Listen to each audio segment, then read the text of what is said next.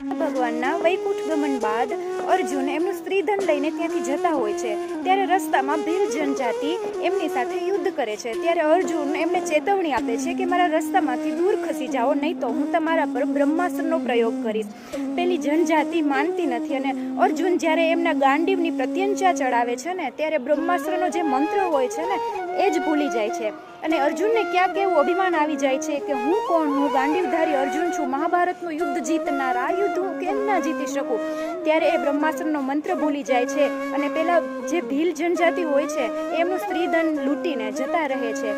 એટલે ત્યારબાદ અર્જુનની આંખમાંથી આંસુ આવી જાય છે અને એમ કહે છે કે હું કંઈ નથી પ્રભુ, મારી સાથે મહાભારતના યુદ્ધમાં શ્રી કૃષ્ણ ભગવાન મારા સારથી હતા અને મારા રથ પર આંજનેય શ્રી હનુમાનજી મહારાજ હતા, એટલે હું યુદ્ધ જીત્યો, બાકી અર્જુન તમારા વગર કંઈ જ નથી।